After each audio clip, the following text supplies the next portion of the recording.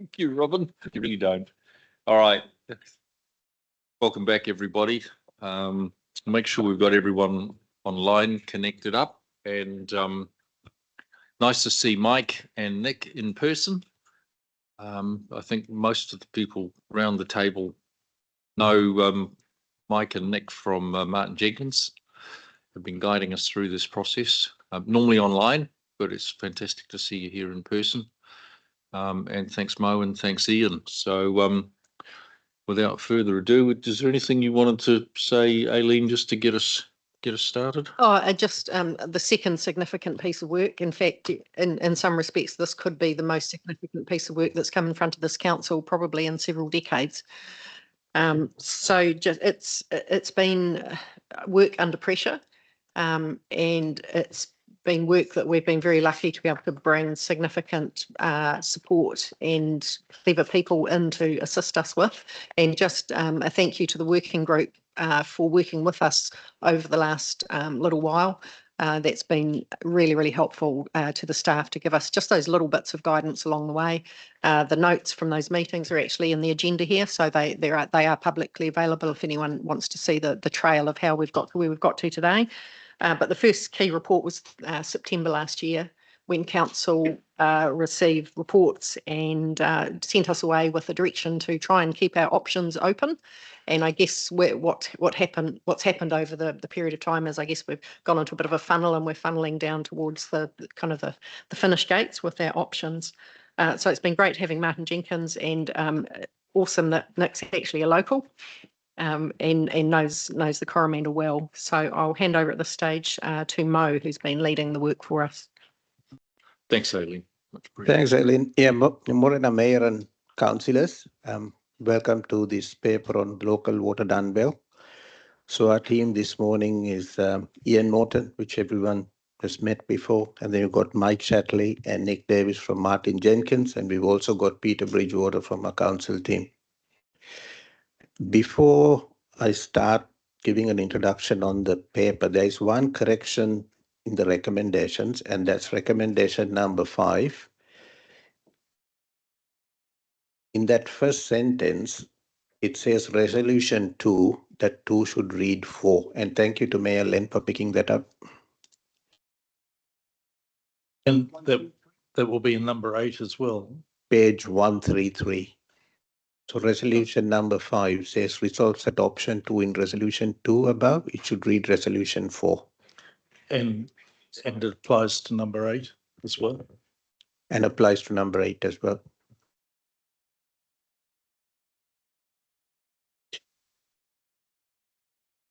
So the Local Water Done Well legislation, the Preliminary Arrangements Act, which was passed last year, requires Council to submit a water services delivery plan to the Department of Internal Affairs on the 2nd of September 2025. As part of that plan, Council is required to advise DIA on its future water services delivery options. Through the previous presentations to Council, we have narrowed it down to 2 options. So one is an enhanced status quo, which is an in-house business unit, or a regional, sub-regional asset owning water organization. And the 3 sub-regional options have got 3 potential options within those. So one is a joint Bay of Plenty sub-regional water services organization. The other one is a partnership with Waikato Water Done Well. And the last one is a joint CCO with Hamilton City and Waikato District Council. The Act requires Council to consult on at least 2 options, including the status quo. So we have got the status quo and one other option. And staff have carried out a lot of work with neighbouring councils. We've had a lot of discussions before preparing this report and making these recommendations. And I would like to thank Ian Morton, the Martin Jenkins team, and Peter Bridgewater for all their input to where we have got to today. And also to all councillors for their input during previous workshops and meetings. So the 2 options that staff have recommended is the in-house business unit, or the status quo, enhanced status quo, or a sub-regional organization, water services organization. And of that, the recommended option is a joint sub-regional water services organization. In terms of questions and discussions, if I may please ask to wait until the presenters have completed all their presentations, and then we can have a broad discussion on where to from here. So with that, I'll pass it on to Ian. Thank you. Thanks, Mo. Morning, Your Worship, councillors. So just to add to that, so in addition to the Martin Jenkins work, we've also had Becca complete some work independently to review the CapEx programme that's been put forward as part of the LTP to ensure that's confirmed and compliant with the legislation, and that's attached to your report as well. We've also had discussions with DIA to talk through the approach that we've been taking today to ensure that it's robust and again will meet legislation, and we've had positive feedback from DIA in regard to that. The report contains the legislative requirements for both consultation and the water service delivery plan, what legislatively we've got to meet. It also captures the work that we've completed today. So we've had 2 reports, we've had 3 workshops over the last period of time since September. I'll hand over to Martin Jenkins to talk through the options assessment report itself, and then I will then pick up and discuss the consultation document. So unless there's any questions, I'll hand over to Martin Jenkins. Thank you, Ian. Thanks for that, Ian, and thank you very much for having us here today. I'd just like to begin by acknowledging the council, in particular the local Water Done Well working group, so Mayor Salt, Councillors Grant and Walker, Aileen and your staff as well for the engagement and efforts over the past few months. We're very conscious that there are a number of other substantive pieces of work going on. What is in front of you over the next few months are long-term decisions, and those impacts will be lasting on your community. And so you've been on a journey, as Aileen pointed out, over the last 6 to 8 months, exploring those options. And today is a step toward that future decision, but it's not the final decision on what that service delivery model is. So at the end of 2024, you narrowed the option set down to 2 broad options. So continuing to deliver water services in-house or joining with nearby councils to establish a new water organisation for your communities. So we've been working with the council as well as the neighbouring councils to undertake quite an extensive comparative options analysis, which is presented in the report.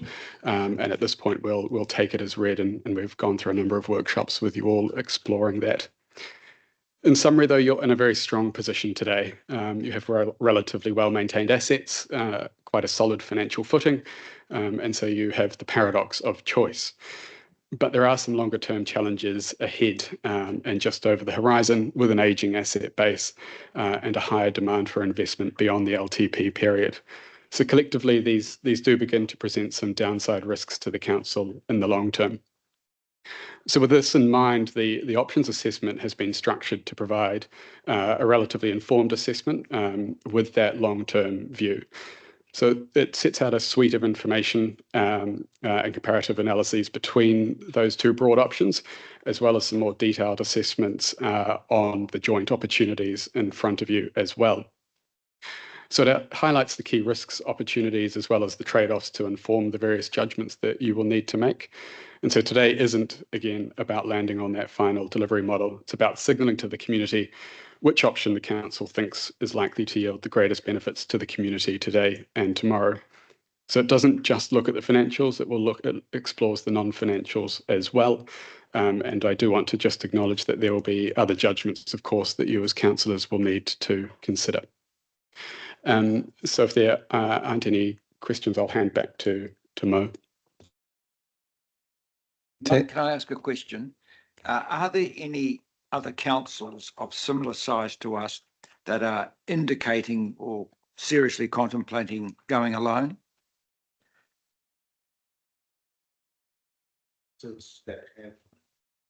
There are a few councils that have signalled them looking at the option. There's Rotorua, there's Taupo that I'm aware of. Nick? Yeah, many councils are at a similar point in their decision making to what your council is. So at the moment, a number of out for consultation, but it's probably the minority rather than the majority of councils. We haven't done an analysis of exactly what the split is in terms of preferences.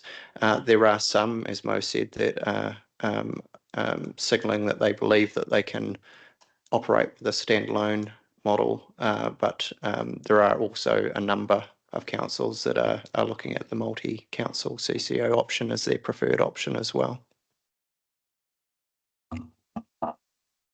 Thank you, Nick.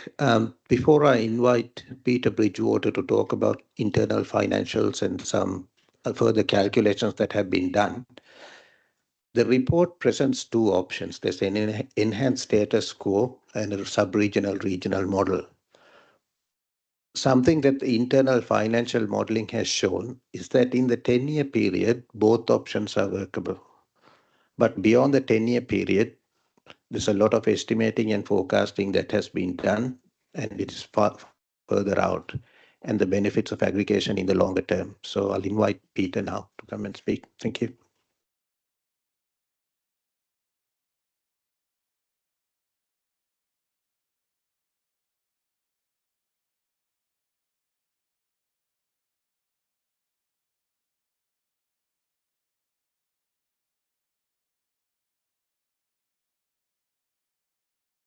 Good morning again. Sorry, there's a few people at the table up here.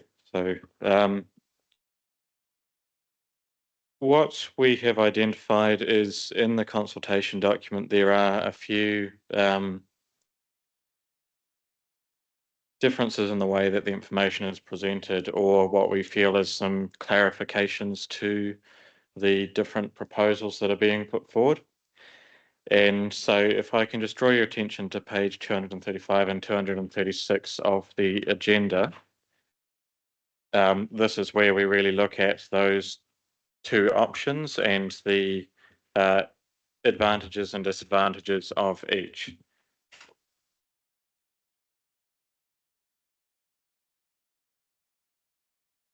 So here quite clearly we are presenting an average cost per connection today and at the end of our LTP period in 2034. So we're doing that for the in-house delivery model, and we are also doing that on page 236 for a proposed water services CCO. Now, further up in the report, and I won't go into all of the details, it is there if you would like to look, there are some key assumptions that really underpin these figures that are being put forward. And one of the key assumptions that may not be as clear to an ordinary reader is some of the differences in funding approach that are a current policy position of council. So the standalone option is assuming council's current policy position continues into the future, and the forecast price path based on that versus an assumed capital optimized approach for the water services organisation.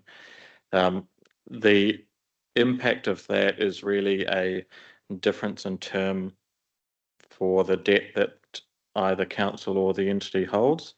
And I just wanted to bring to council's attention that particularly for over the LTP period for the 10 years, there is considerable flexibility that council has in relation to that policy position.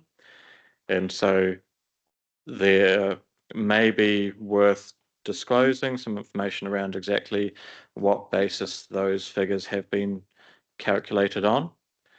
And that's because over the short-term period, the approach to debt really dominates the price path of either an internal operation or an external.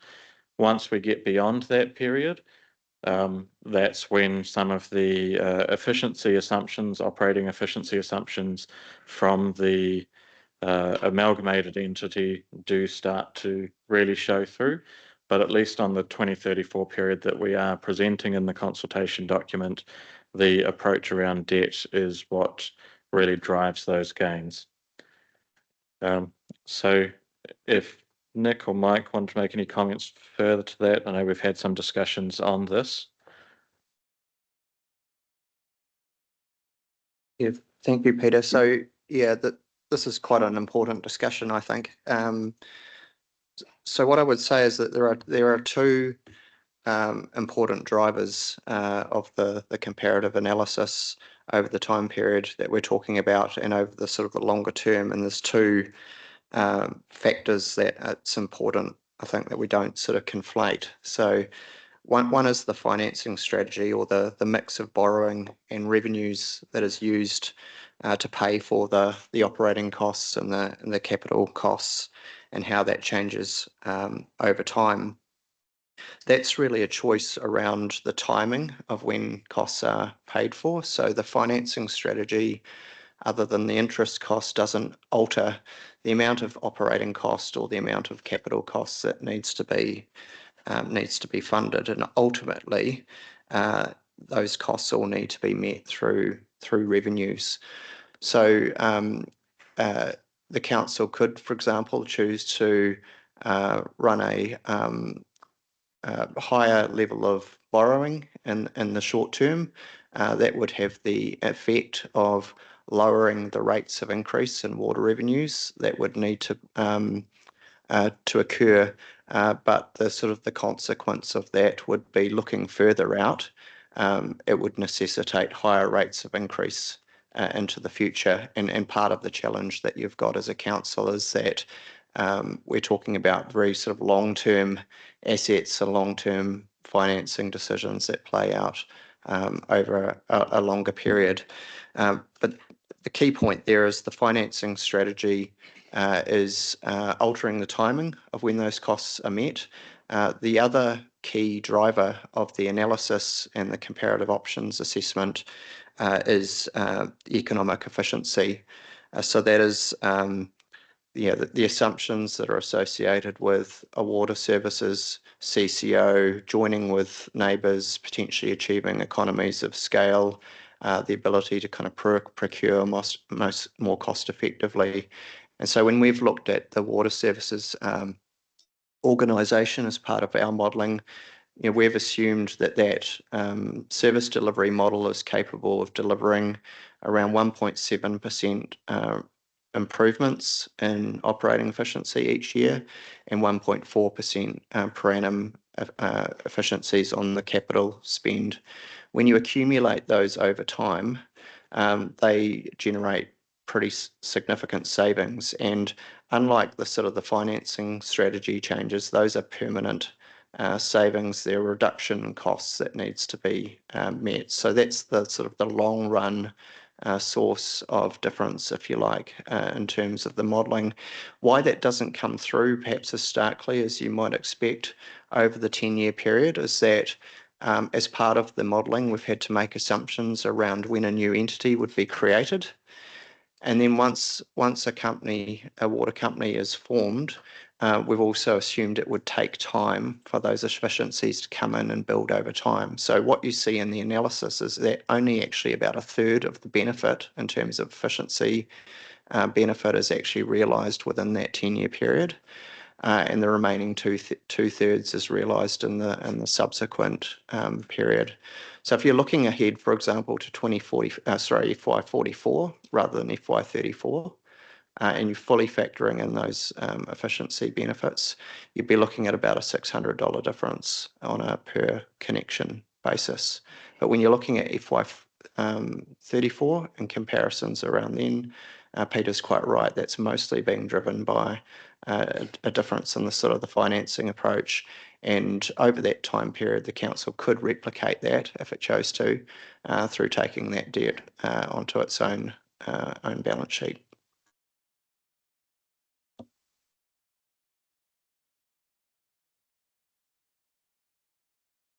Any comments?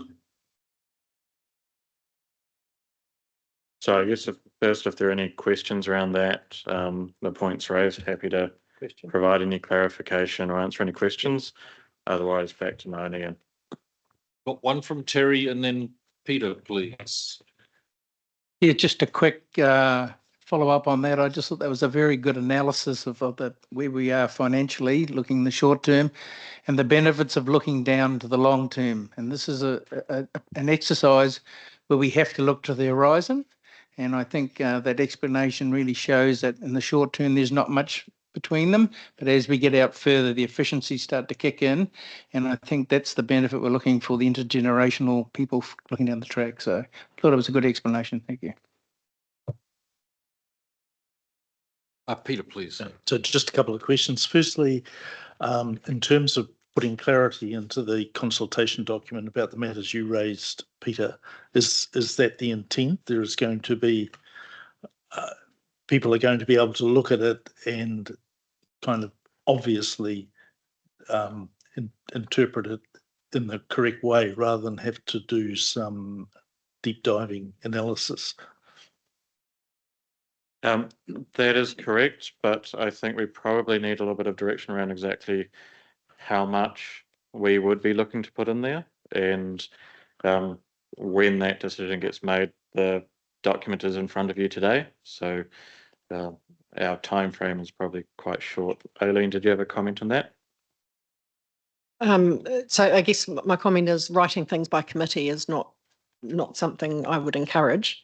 But we do need to, Peter is saying we need to put some sort of disclosure in here. So what I would suggest is that you make a resolution that says, put a disclosure into the effect of clarifying the impact of council potentially doing some policy amendments, delegating it to the CE in consultation with the water group, the three councillors for sign off. And we'll get some advice in the next 2 days around what that might look like.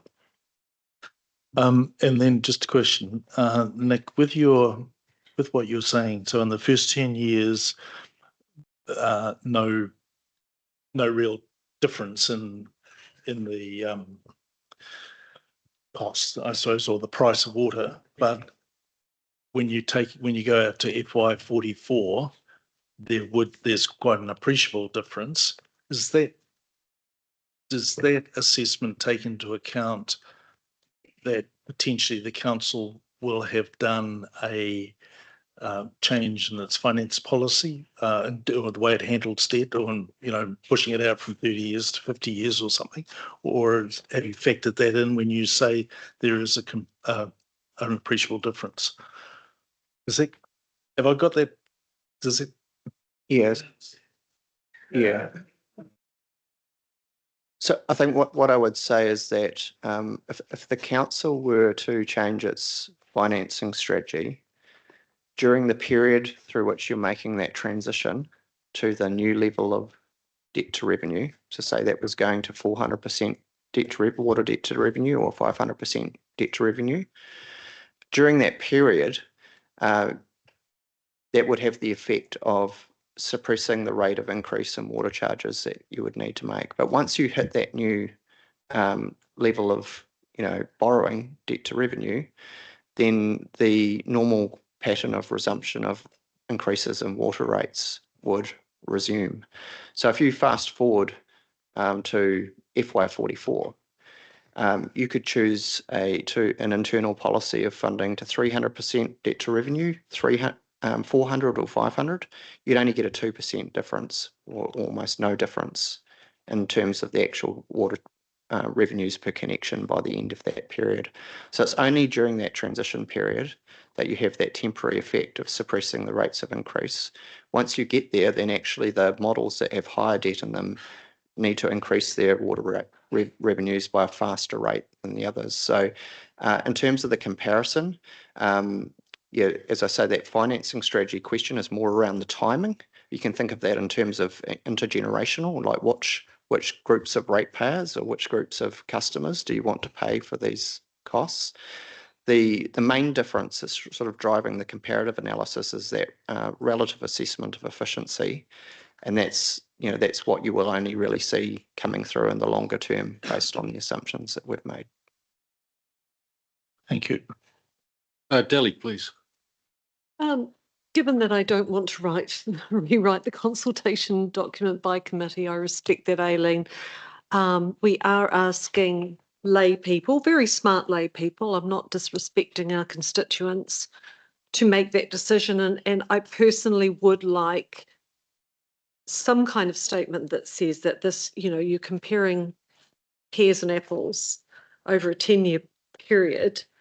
Or in actual fact, when you compare pears and apples over a longer period, greater efficiencies or savings, I think that needs to be in there, because at the moment, when I look at it and I think, well, there's hardly any appreciable difference, there is a perception amongst people that I talk to that somehow we will lose our assets if we become, which was the problem with Three Waters. People thought they were going to lose their assets. So there are people out there that go, oh my God, we need to go with option one, otherwise we're giving away our assets.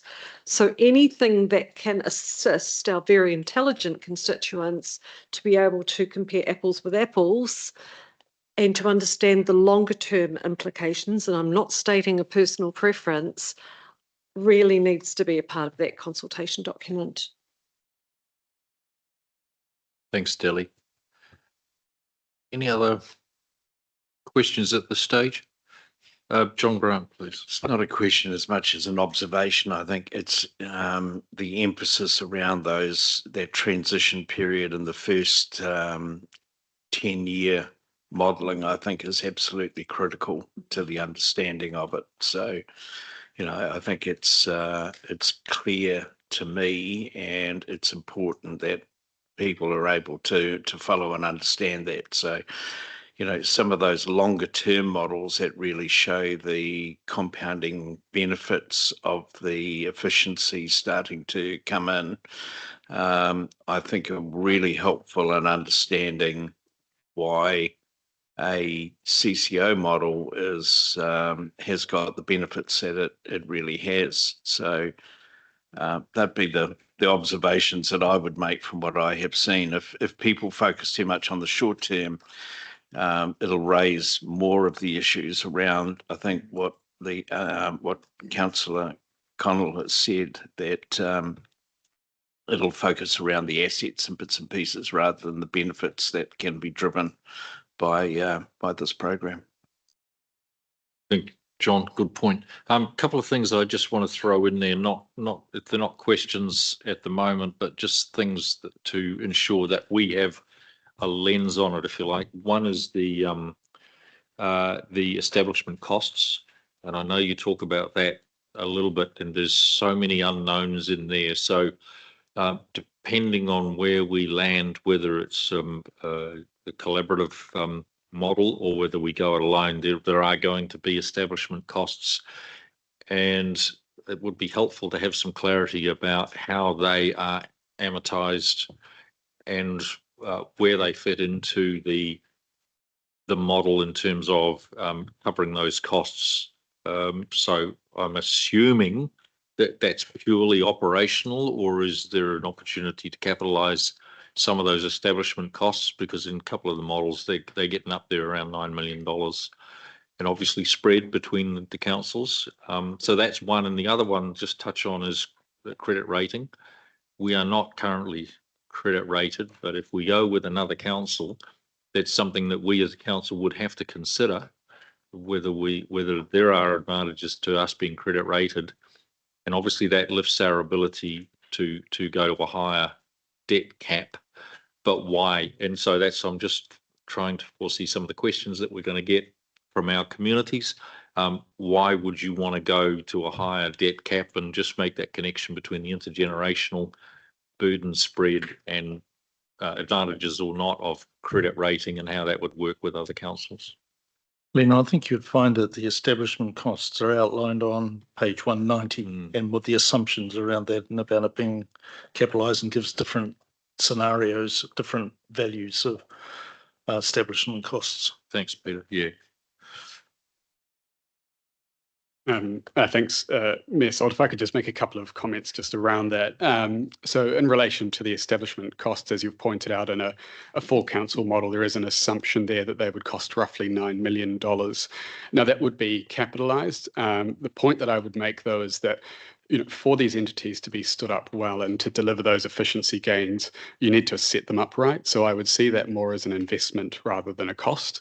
So if you take that lens on it, it does kind of help to change the picture and the sentiment around it a little bit. So there obviously would be those costs, but Equally, if they were higher, for example, we have looked at a sensitivity around them. So even if you double that cost, it makes very little difference to the price per consumer. By FY34, it's $1 or $2 difference off the top of my head. In terms of a credit rating, as you've pointed out, you're not currently rated, so that limits your borrowing under the LGFA to 175% debt to revenue. Now, if you were to take a credit rating and assume you achieved a AA rating, you'd be able to lift that to around 280%. Now, of course, that would be a substantial change in your financing strategy. And I note that when you exclude water from your books, your net external debt to revenue position is almost nil by the time you end at the end of the LTP period. In terms of a credit rating for the entity and how the entity borrows, the entities would be borrowing through the LGFA, and those borrowing costs would be based on the combined credit rating, if you like, of all the member councils. And looking at the various options in front of you, the weighting of that would be towards councils who have credit ratings. So the borrowing costs are unlikely to be higher than what you face today. And if you had the likes of TCC in there, for example, they may be lower than the borrowing costs that you as a council individually face. Anything to add? Thanks, Mike. John Morrissey, please. Yeah, okay, I'll speak now. The presentation's awesome. The figures look great, and I can see what you're talking about. However, this is not decision day, this is preferred option day. And I think it's important that we go out with the preferred option that best suits us. In my opinion, we're extremely lucky, okay? We're in a position where we can actually stand alone. We're in that position. I'm not going to talk about the finances. I'm going to draw on my life experience with these sorts of things and talk about in the 90s when outsourcing from councils became a big thing, and it was said, efficiencies, long-term gains. We regret that every day. We lost that ability to do our own work. It's outsourced, it costs us a fortune, and we're never going to be in a position to get it back. My fear is if we lose waters from within the council, the day will come when a future council will say, why? And they'll never ever be able to bring it back. It'll be gone. There's also a cost, and I don't know, you can't put a value on it. It's 40% of our business. It's a lot of staff. We lose that, council diminishes in size. And that's just one step away from saying, well, why don't we amalgamate this council with that council because they're only little wee entities, and we'll be local democracy's gone. So there's a lot more here than just money. There's also the future of this council and what we want our ratepayers to have years out. I'm happy to look out 10 years. That's where our LTP goes. I think after that, you start to speculate as to efficiencies and what we get to benefit, how we get to benefit. So I think this council's extremely lucky. We need to keep hold of our business. We need to run the business as best we can, and we know we've got good 10 years that it's going to be okay. Who knows what's going to happen 20 years, 30 years out? You've come up with the figures, but I've been sold a few pups over the years, and yeah, the things haven't always turned out the way that was forecast. So the preferred option is important because the public will pay attention to what we prefer, and I certainly prefer to keep business in-house, bearing in mind all the figures you've given us, what you predict. If we lose this, we've lost it for good, as we did the ability to do our own work back in the 90s. Thank you, John. Delhi, please. Whilst I respect my esteemed colleague, aka Yoda, I think it's important for those who are listening or later watching this meeting that our waters are not technically in-house at the because we have a contractor to do them. It's not like when my husband first worked in water and waste and it was your own trucks and your own men. So no matter what we do, I just want to be really clear, it will be a contractor, it will be a company either running our in-house option or the wider amalgamated option. So not disagreeing with you, John, just clarify. Thanks, Deli. Terry, did you have? Yeah, mine's just a reminder around capacity. And if we come up with a $20 million spend and we've got 30,000 people to pay for it, compared to 130,000 people, we're spreading the love a lot better over those things that we need to do and the rising price of providing water to the people that we serve. And while we look out 20 years and say it is at assumptions, I think these work that's been done by Nick and Mike are clearly showing benefits. And that's very important for us to understand when we talk to our ratepayers, that they will be looking also to say what's going to happen in the future from not my family, but my kids in future.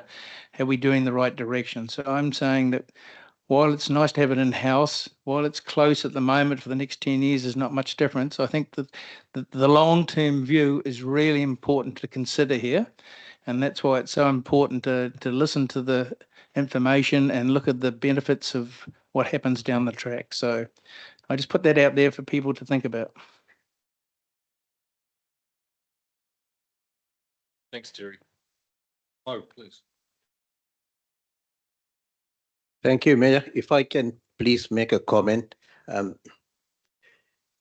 term CCO is being used interchangeably with water services organization in these documents, and the two are not the same. What we are talking about is a water services organization, not a CCO. And if you look at page 168 of the report, the Martin Jenkins report, and I'm happy for Nick to expand on this, it highlights the differences between the two. And Nick, you may wish to comment. Thanks, Mike. Nick, go ahead. Yeah, so that's right, Mo. So there's a bill currently before the Finance and Expenditure Select Committee. So it's not yet been enacted. It's called the Local Government Water Services Bill. And that contains a lot of the sort of this legislative machinery, if you like, that we're talking about in terms of setting up the ownership, planning and accountability framework for these new water services organisations. So should you choose as a council to progress with a joint water services organisation, then such an organisation would be established under that new piece of legislation once it's been enacted. So it'd come out essentially, it wouldn't be established as a CCO under the Local Government Act arrangements. There are similarities, but there are also differences with CCOs under the Local Government Act. So a water services organisation can only be owned by councils or a consumer trust. It can't be privatised, and there's protections on who would own it. It would be up to the shareholding councils of the water organisation to appoint the directors, and there would be limits on who could be appointed as a director of the company, which are competency-based requirements. There is the ability to direct a water services organisation under the proposals in the bill by issuing a statement of expectations. And unlike letters of expectations to CCOs, those statements of expectations are binding legally on the entity. And the water services organisations are also bound by statutory objectives in the legislation. So they can only exist to deliver water services. They can't exist to kind of do other things and expand their business. There are also separate planning and accountability arrangements for these new organisations. So they'd be subject to something called a water services strategy instead of a statement of intent. that would set out the strategic direction and the projected financial information, and then they would be subject to the similar sort of accounting and audit requirements as councils are subject to. And then the final difference, I would say, is that these organisations would be subject to economic regulation as well, so they would come under the scrutiny of the Commerce Commission. So whilst there are many similarities with separate organisations, separate boards, the concept and the legislation is different from a CCO as you would understand it under the Local Government Act. Thanks, Nick. Peter, go ahead. Thanks. I do have a degree of nervousness, maybe even scepticism around a few matters, and the first one is obviously around the operational savings further down the track, and it was good to have the presentation the other week where we were looking at specific examples of organisations that have done that and apparently achieved, shall we call it, economies of scale. But like John Morrissey, I have scars on my back from working in organisations where the promise just actually didn't materialise. And so whilst I acknowledge those examples are attractive and compelling, it does involve a step of faith on our part to sort of say, well, we're going to accept that this is something that we could bank on. And I just remain a little bit nervous around all that. The second thing is we indicate that we've been having some good discussions with the Tauranga Council and Western Bay. And yet what I see happening is Tauranga and Western Bay being very public about getting into bed with each other. And it feels like we're not quite the jilted partner, but party, but I'm not sensing any enthusiasm from them as a particular to be partnering with us. The third thing is, feels to me that a lot of this is going to, for the benefit for us as a council to accrue benefit if we are not doing it going alone, is going to be dependent on the deal that we're able to do. And I'm not sure that we're actually hearing a lot at the moment about how good that deal would be and how that would come about and what have you. And then finally, and I think, Mo, you refer to it in the report as all the things that we don't know that I think you're planning to come back to us at the beginning of June. But what have we got left behind if water services disappeared? What does it look like for stranded assets? What impact does it have on the rest of the council?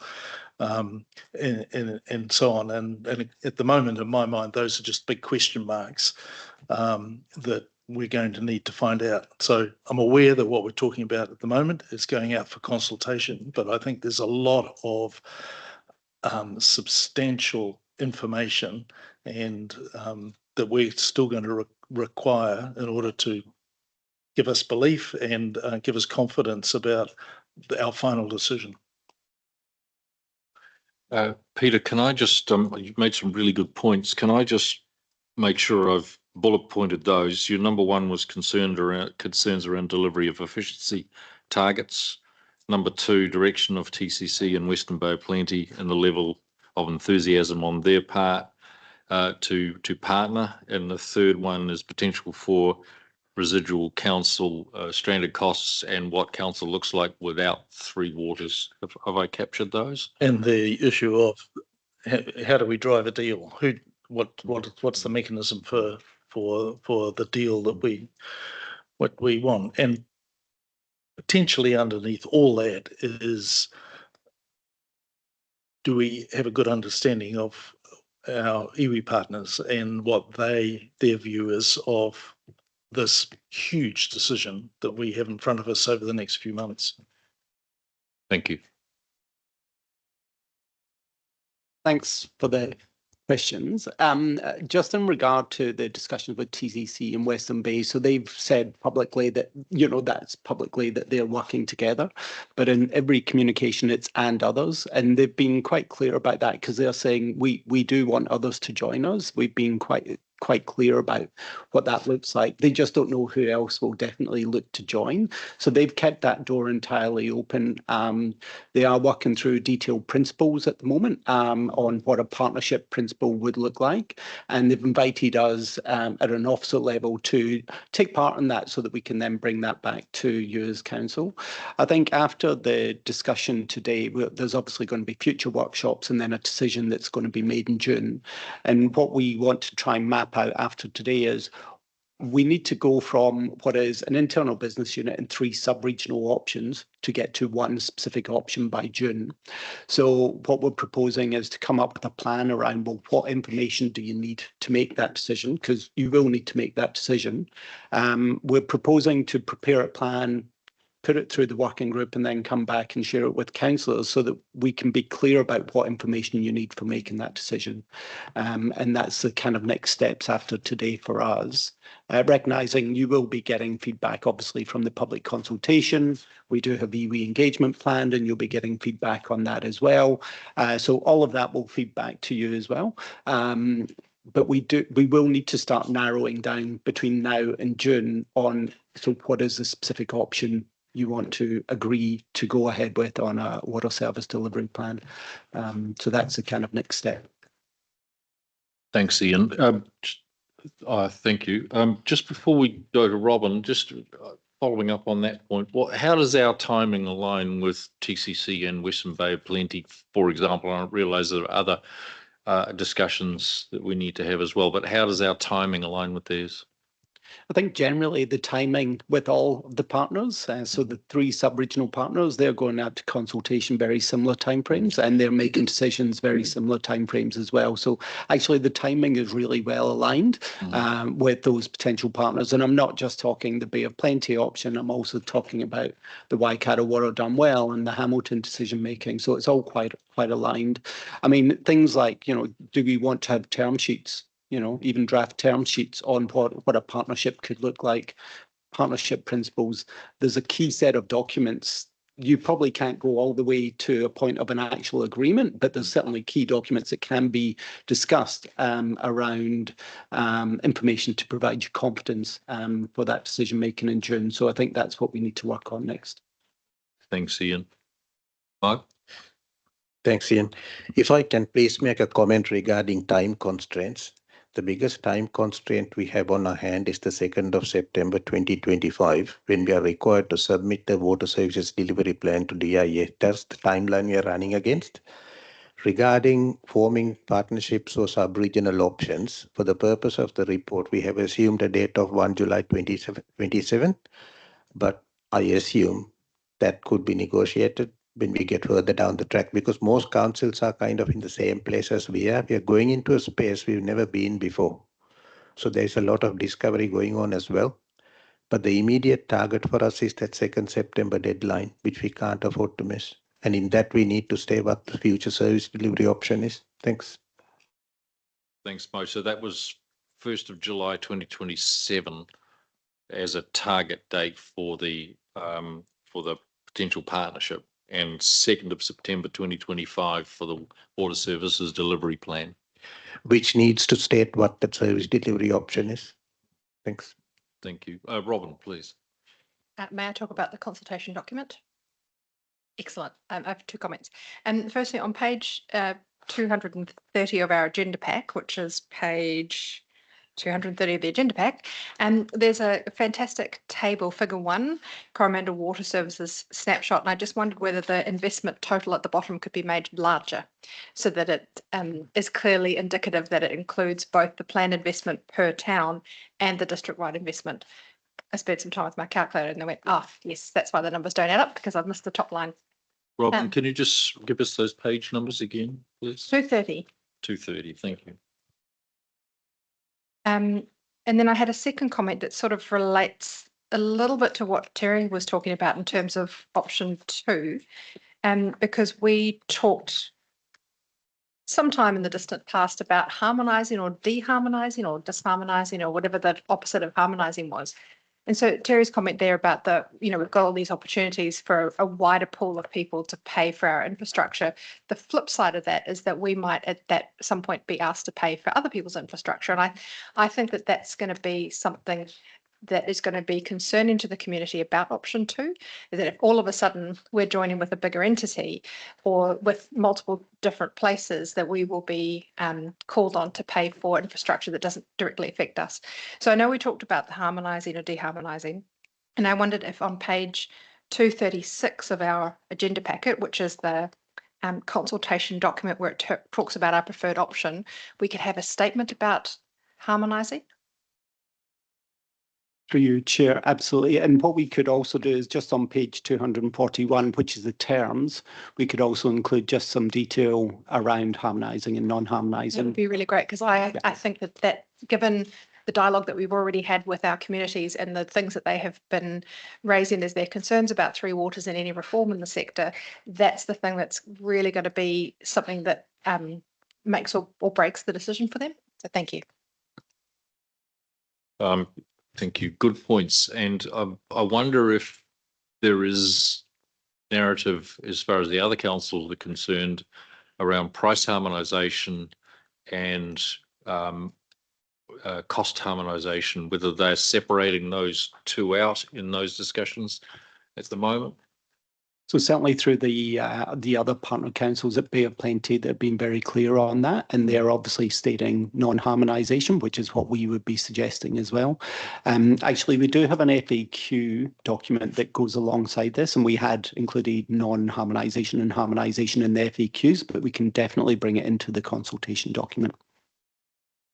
Thank you. Thank you. Rebecca, please. Yeah, I just had one question that was really around consultation as well. And there's some great content here that you take a lot of time to go through it, read it and understand it. And I'm very lucky to have had many hours with you fine folk. And I wonder, there's a great consultation document, but whether alongside that there is a piece of work that can be done around, I don't know, Q&A with the CE. What does this mean? What does this look like? Hey, I hear this term. What's the, and just some short sort of punchy alternative media sort of consultation content to help people really land this, because it is complex. And I know that's more time and we're probably time short, but I think there is something in there that could really help people. Are you thinking video, something like that? I don't know, little short Facebook videos, I don't know, but just something that sort of does a lot of head, what is the difference? What's the key difference? What does this look like? Have you been thinking about it, Michael? Oh, yes. Day and night, that's what I like to hear.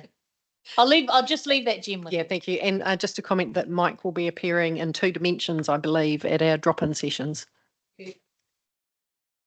Yeah, so just to add to that, so we do have, you've got the consultation and document in front of you.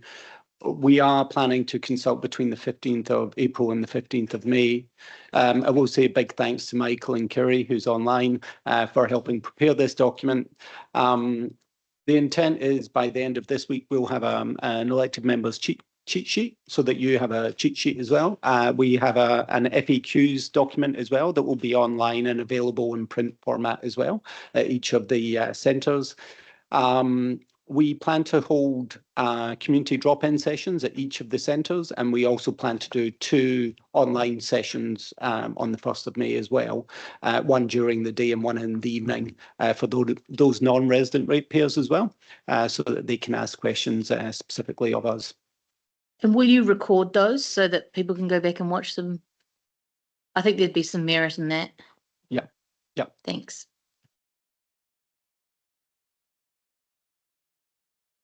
Thanks, team. So do you have more to go through, Nick and Mike and Mo and Dean and Peter?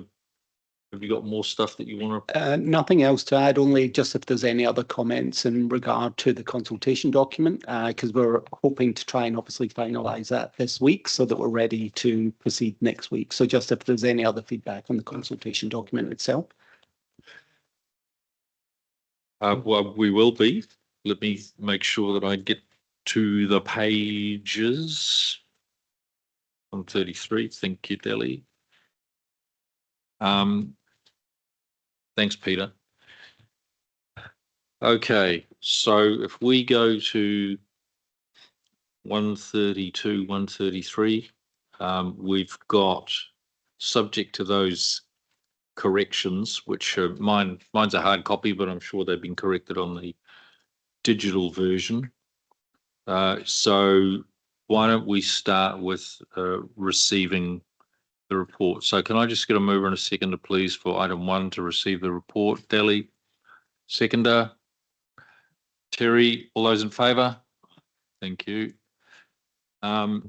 Options, analysis and consultation. But the first 4 are just receiving. So can I ask then if you're happy to do those? So can we amend that to items 1 through 1 through 3? Sorry, 1 through 3. I'll put that again. All those in favour? Thank you. The next one is resolves to consult with the public on option 1 and option 2, which are the options that we're required to do. And we've got item 5, which defines that council's preferred option is option 2 in resolution 4. Yeah. Yeah. So we'll do 4. So you're happy to move 4, Terry? Okay. Seconder, please. John Morrissey. All those in favour? Thank you. Item 5 resolves that option 2 in resolution 4 is council's preferred future water service delivery model. Terry, seconder. John Grant. Thank you. All those in favour? Thank you. Oh, sorry. Anyone against? Oh, okay. John Morrissey. Thank you. Okay. Sure. Okay. 2 abstentions. No. So Yep.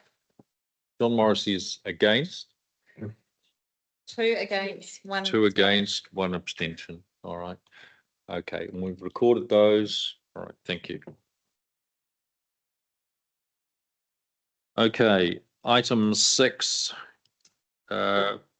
resolves to undertake consultation. Can we group anything else? Could that potentially be 6, 7 and 8? That's what I'm just looking at now. So, Aileen? Just a small amendment, and I've sent something to Ari that's probably doesn't quite cut the mustard. Just in relation to that item about making the small amendment, I think it's a bit more than a minor amendment, which I think this refers to, doesn't it? Delegating final approval to the CE and council. I'd prefer we had something in there, including an amendment, as per the what I've sent you, Darren. If we can put that up. Can we then look at 6 and 7 separately and then do 8 on its own? Would you be more comfortable with that, Ari? Yeah, Yeah. that would be great. Thank you. All right. So Terry moving 6 and 7, John Grant seconded. All those in favour? Those against? Carried. Thank you. Do you need more time on 8 or are we okay? It was 7. I was proposing we have amendment 2, but never mind. Oh, sorry. We're going to do a separate You do it. version. Okay. Okay, so we've got 8. Oh, I got You this. found it. Through the chair, we are proposing a new recommendation 9, which is to delegate to the chief executive in consultation with the water working party for this one. This goes back to the comment that Peter Bridgewater made. Yeah. All right. Can I just check that with Mo?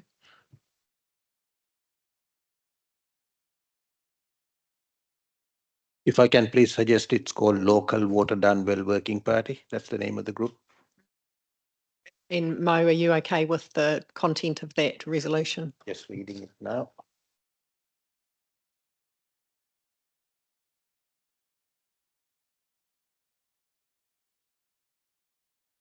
Yep, I'm happy with that. I wouldn't use the word CCO because we're talking of a water service organization. So I would remove the word CCO and replace with the full words water services organization. Thank you. Otherwise, fine.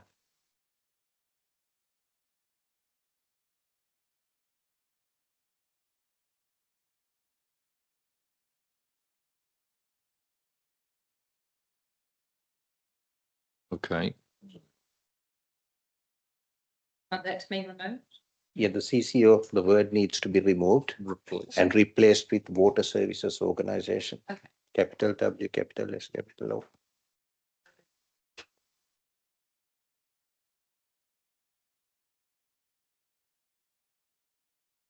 O. So we still need to deal with 8. We can do, yeah. So John Grant, you happy to move 8 and 9? Thank you, Terry. Question. Sorry. Potential short term and long term.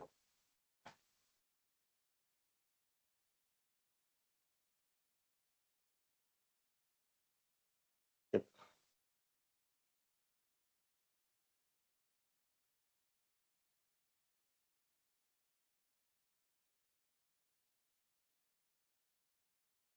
Mo, 100% okay with that now?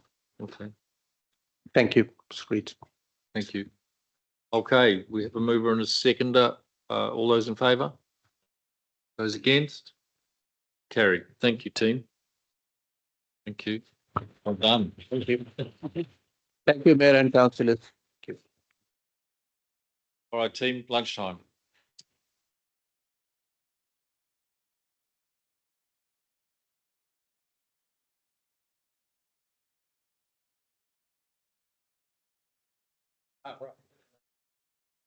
Anyway. Well, we were not successful last time. So